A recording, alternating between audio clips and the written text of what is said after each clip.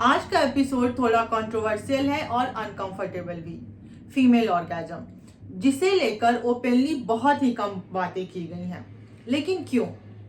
Female orgasm को लेकर इतने सारे मिसकंसेप्शंस हैं कि कभी कभी रियलिटी और मिथ्स के बीच का अंतर ही नहीं समझ में आता। हेलो एवरीवन, मैं हूं डॉक्टर जिप्सा और आज हम बातें करने वाले हैं फीमेल ऑर्गेजम से जुड़े हुए 8 मिथ्स के बारे में, जिसे कि तोड़ना बहुत ही जरूरी है। तो अगर आप क्यूरियस हैं और आपको लगता है कि इस सब्जेक्ट के ऊपर अवेयरनेस फैलनी चाहिए, तो ये एपिसोड आपके लिए है। ट्रस्ट मी, ये एपिसोड बहुत ही इंटरेस्टिंग होने वाला है। सबसे पहले एक सवाल, क्या आपने कभी ये सुना है कि ऑर्गेजम एक लग्जरी है, जरूरत नहीं, या एक गुड सेक्स का मतलब होता है क्विक प्लेजर?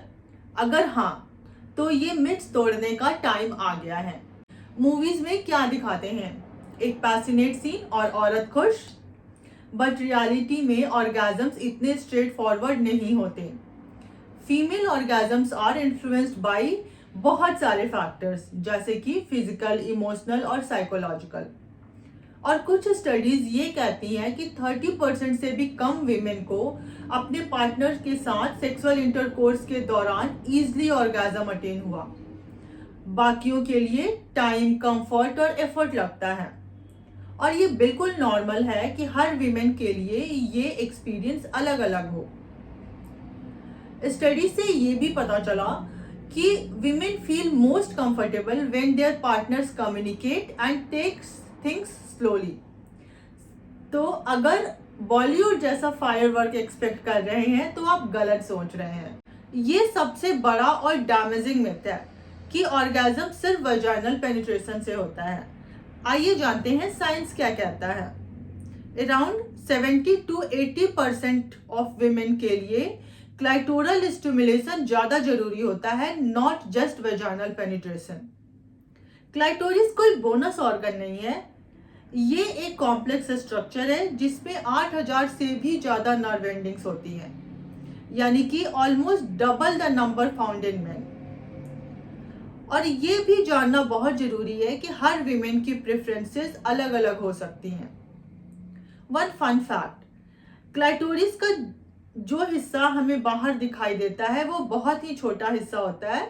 इसका ज्यादातर हिस्सा बॉडी के अंदर होता है और ये एक पूरा नेटवर्क है प्लेजर के लिए। अगर ऑर्गेजम नहीं हुआ तो सेक्स अनसक्सेसफुल है। ये थॉट प्रोसेस बहुत ही गलत है और हार्मफुल भी। हर सेक्सुअल इनकाउंटर ऑर्गेजम में एंड हो ये जरूरी नहीं है। It's about connection, intimacy and overall pleasure.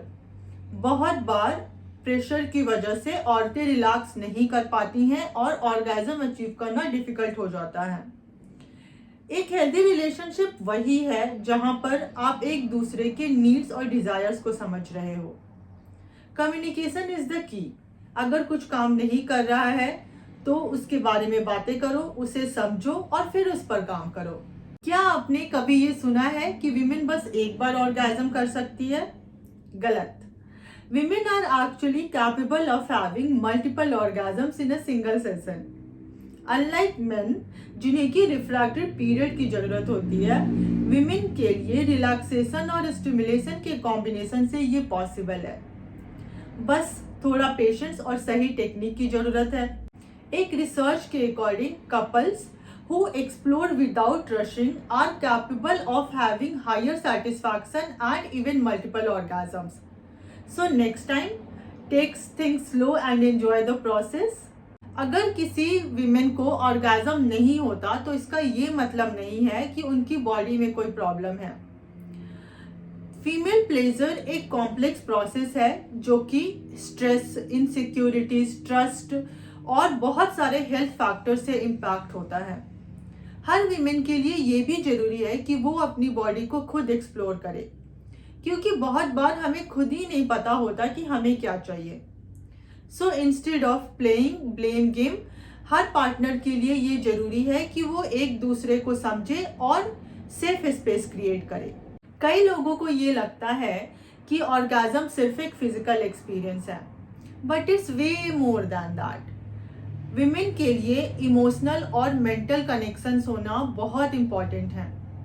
अगर स्ट्रेस हो, मेंटल ब्लॉक हो या इनसिक्योरिटीज हो, तो फिजिकल स्टिमुलेशन चाहे कितना भी अच्छा क्यों ना हो, ऑर्गेज्म अटेन करना मुश्किल हो सकता है।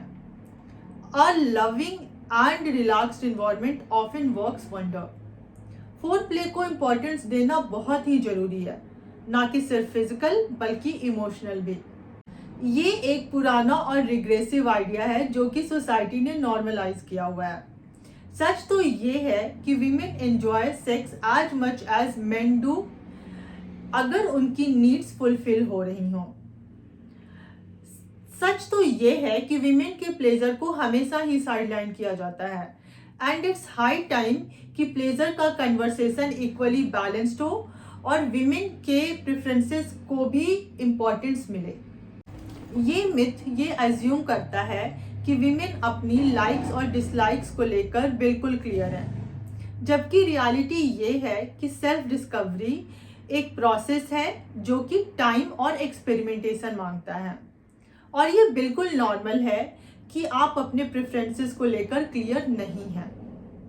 एक्सप्लोर करें, क्वेश्चंस पूछें और पेशेंस रखें।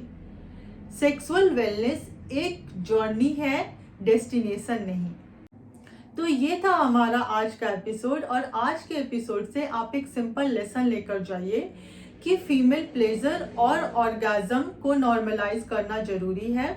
मिथ तोड़ना और सही इंफॉर्मेशन देना हम सबकी रिस्पॉन्सिबिलिटी है। अगर ये एपिसोड आपको इन्फॉर्मेटिव लगा तो इसे लाइक करना और अपने दोस्तों के साथ शेयर करना ना भूलें। अगर कोई क्वेश्चन हो या कोई सजेशन हो तो मुझे कमेंट सेक्शन में ज़रूर बताइए, और चैनल को सब्सक्राइब करना ना भूलिए। Until next time, bye bye.